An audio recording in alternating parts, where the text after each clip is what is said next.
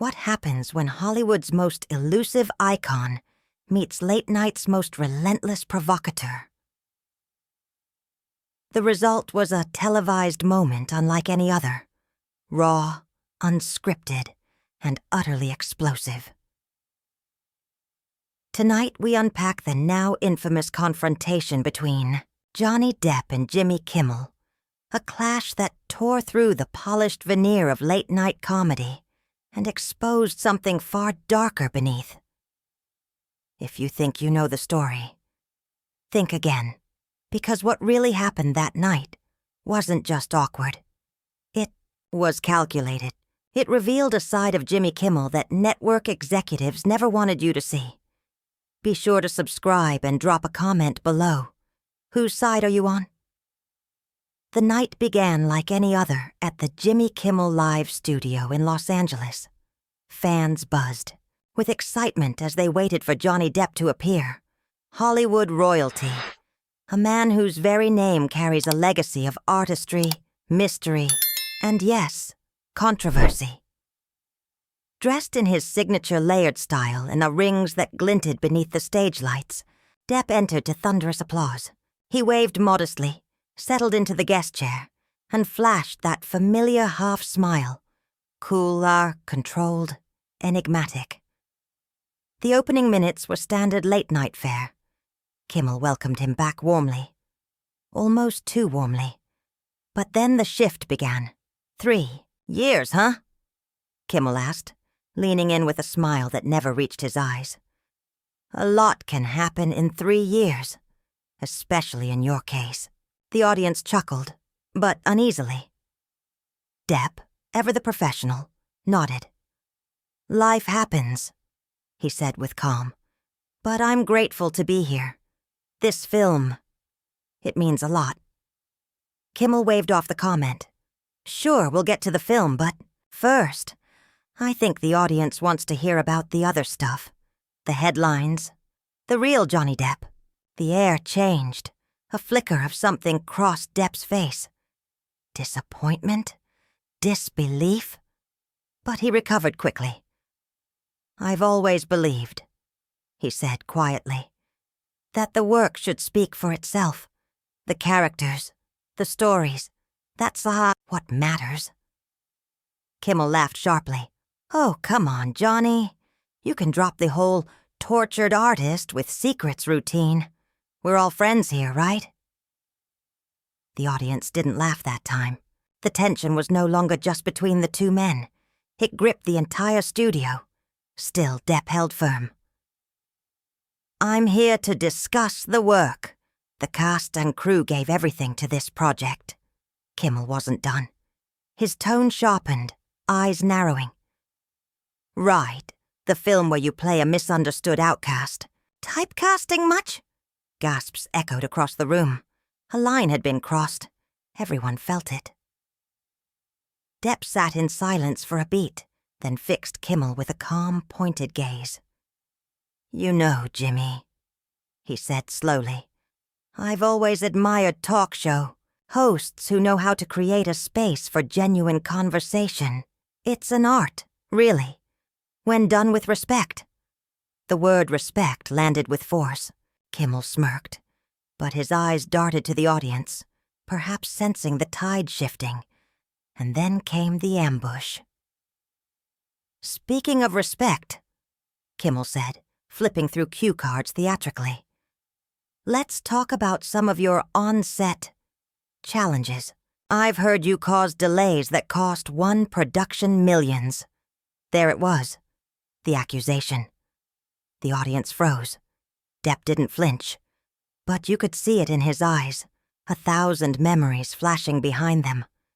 With quiet dignity, he responded, Rumors are cheap, Jimmy. Truth takes effort. Silence. And for the first time that night, Jimmy Kimmel didn't have a snarky retort. So what really happened on that stage? Was this a desperate ratings ploy? A hit job disguised as an interview? Or just the moment Johnny Depp decided he'd had enough of being the punchline? Whatever it was, it marked a turning point. Not just for Depp's public image, but for the entire late-night machine. Tell us in the comments, did Jimmy go too far? Or was Johnny simply unprepared for the heat? This wasn't entertainment anymore. It was beginning to feel like an ambush. Though Johnny Depp's expression remained composed, a faint weariness flickered behind his eyes. "I've been fortunate," he said evenly, "to work with many brilliant directors and dedicated crews over the years. Film is a collaborative art. Every set has its own rhythm, its own challenges. I respect that process too much to ever disrupt it intentionally." Kimmel leaned forward, his tone sharp. "So you're denying the reports?" What was meant to be a lighthearted promotional interview now pulsed with an intensity that felt completely out of place. Still, Depp held his ground. "What I'm saying, Jimmy," he replied, "is that perhaps we could focus on the creative work, rather than chase unsubstantiated rumors." His words were calm, deliberate, an attempt to reset the tone. But the silence that followed was tense, heavy. Kimmel let out a forced chuckle and turned to the crowd. "He's not going to answer that one, folks," he said, as if brushing it off. But the brief exchange of glances between the host and his producer, at the side of the stage, suggested something else entirely. Something unspoken, but urgent. Rather than retreating, Kimmel pressed forward. "Let's talk about your relationship with substances over the years, Johnny," he said with a thin smile. "Our viewers are curious. How does someone live such a, let's call it, vibrant lifestyle, and still manage to show up on set?" The temperature in the room seemed to drop. Kimmel had crossed another line, one that even the most jaded industry insiders would have flagged as inappropriate for broadcast. Celebrity interviews typically danced around personal demons with tact and subtlety.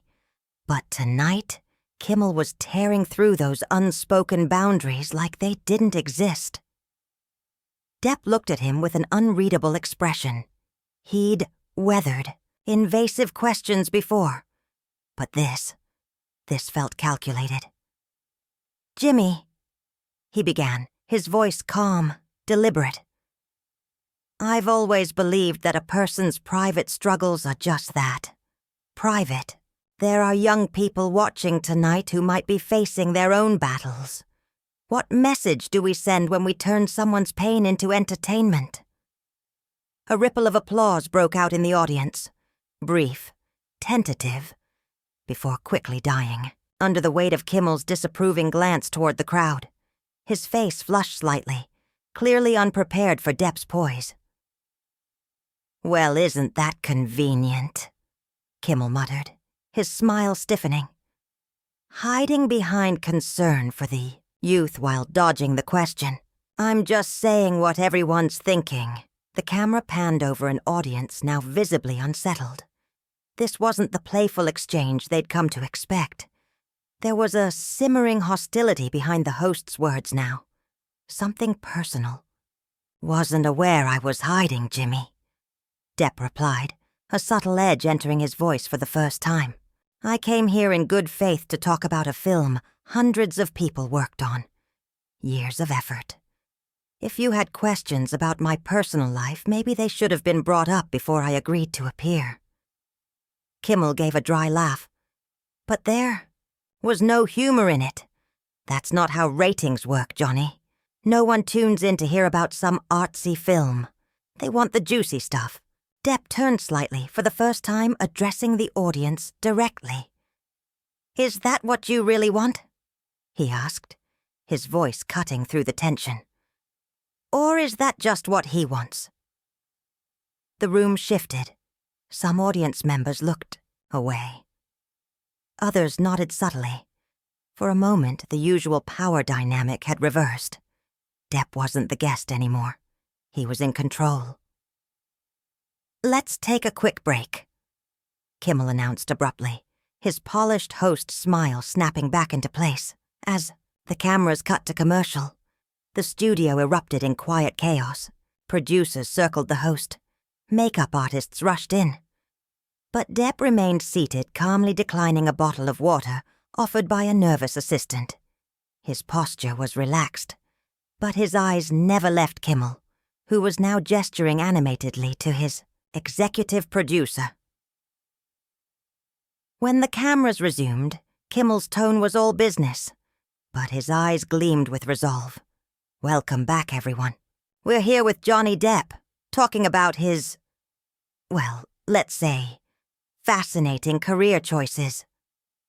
"Actually, Jimmy," Depp interrupted smoothly, "we haven't talked about the film at all." "Right," Kimmel replied, a touch dismissively. "The film, let's see. You play a troubled artist with personal demons. Misunderstood by society.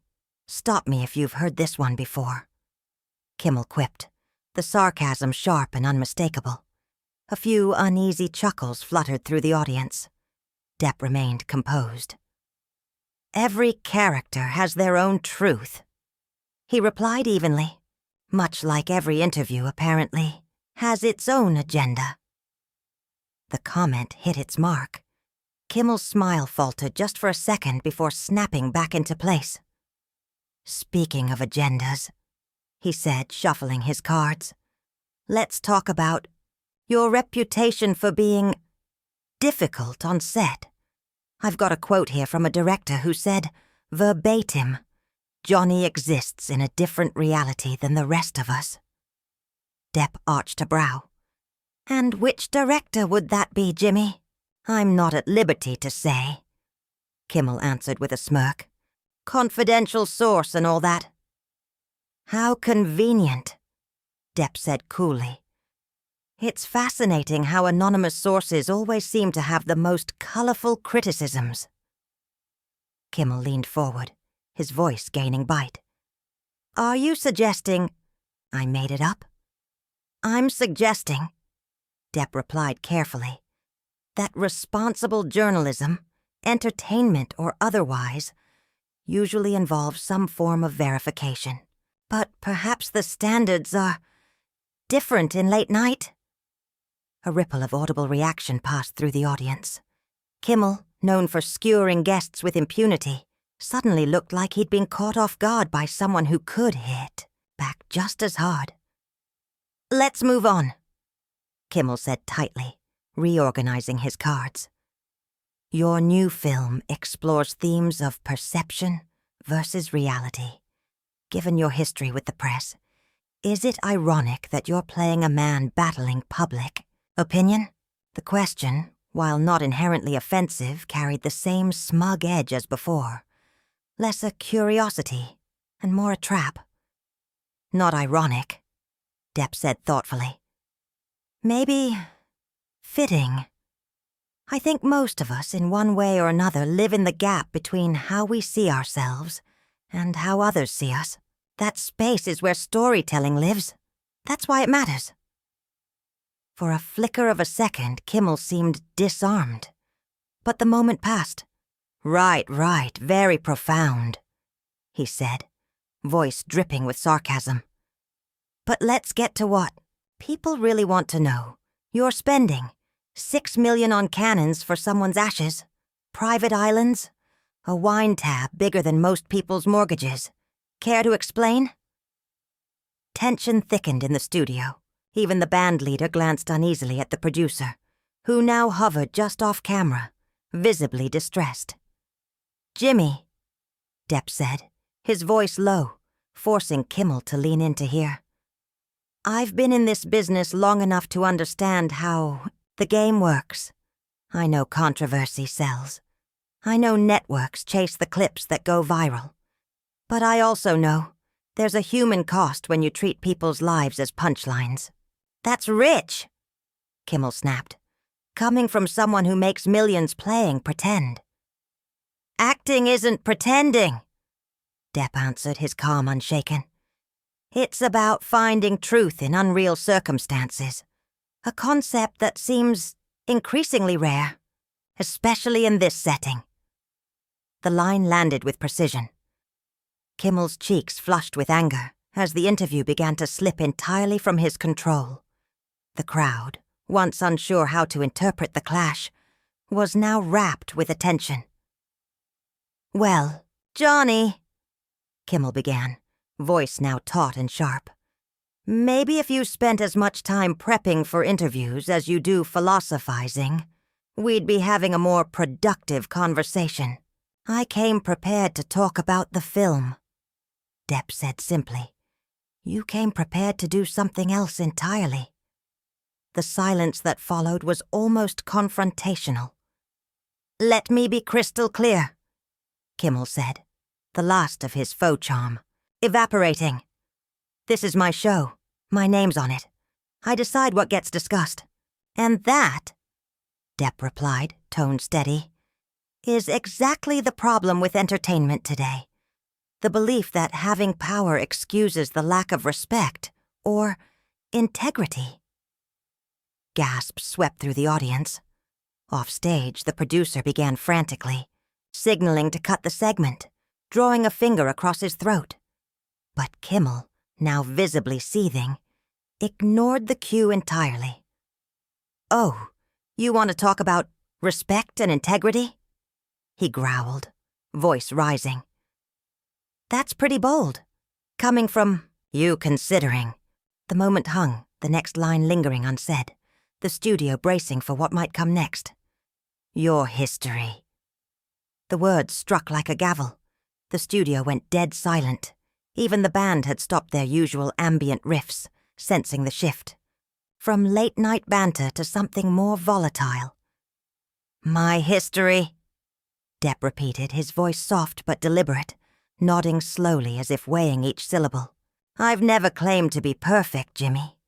The difference is, I don't pretend to welcome people while passing judgment from behind a desk." Kimmel's jaw clenched, rage simmering just beneath his forced smile. "Don't lecture me about hospitality.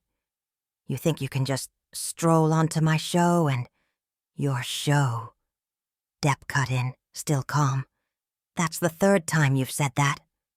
Maybe that's where the real issue lies." The tension thickened.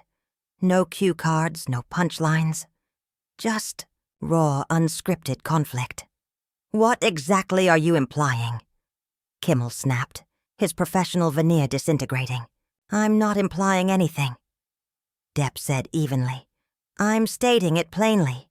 There's a difference between an interview and an ambush, between a conversation and a confrontation, between entertainment and exploitation."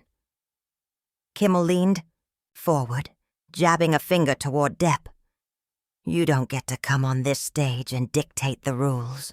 We invited you here as a courtesy." Depp tilted his head, a faint, sad smile playing on his lips. "A courtesy? Is that what we're calling it now?" The producer had now rushed onto the stage, urgently whispering in Kimmel's ear. "But," Kimmel shrugged him off, eyes locked on Depp, fury rising. "You know what, Johnny? I think we're done here." He abruptly turned to the cameras. "We'll be right back with a guest who actually appreciates the platform we offer." Depp didn't move. He remained seated, composed, not angry, resolute. "That's unfortunate, Jimmy. I think your audience deserved to hear about the film and the incredible team behind it." "Security!" Kimmel barked, gesturing off camera. "Please escort Mr. Depp off the stage." A collective gasp rose from the audience. 2 security guards emerged hesitantly from the wings, clearly uneasy with the situation. Depp stood before they reached him, smoothing his jacket. Turning to the crowd, he spoke directly. "I'm sorry we couldn't talk more about the film. I hope you'll still support the talented people who made it possible." He gave a respectful nod to the band and a final glance at Kimmel, who stood fuming, before walking off stage with calm, unshaken dignity. "Cut to commercial," Kimmel snapped, ripping off his mic. But the cameras kept rolling for a few seconds too long, catching a glimpse of the host storming off stage, shouting at producers. It wasn't pretty. When the show returned from the unusually long break, a visibly rattled Kimmel gave a vague explanation about creative differences before moving to a filler segment no one would remember. But it was too late. Within hours, clips of the confrontation exploded online. Viewers flooded social media, overwhelmingly backing Depp's composed, articulate presence over Kimmel's increasingly hostile unraveling. The moment pulled the curtain back on late-night television. The manufactured charm, the scripted casualness, the ego-driven interrogations masquerading as interviews. What had once passed as banter was exposed for what it often was: bait. Ironically, the fallout did more for Depp's image than any PR tour could have. His supporters hailed the appearance as proof of what they'd long argued. Beneath the tabloid, Noyes was a principled artist who wouldn't trade integrity for airtime. As for Kimmel, the backlash came hard and fast. Network executives scrambled behind closed doors. Sponsors made calls. The whispers were no longer about ratings, but damage control. What had started as a segment designed to stir up controversy for clicks had instead peeled back the ugly underside of a media machine, increasingly driven by spectacle over substance. And in refusing to take the bait, Depp hadn't just salvaged his image. He'd cracked the facade. If this scene exposed something real to you about celebrity media culture, subscribe for more unfiltered stories the industry doesn't want aired.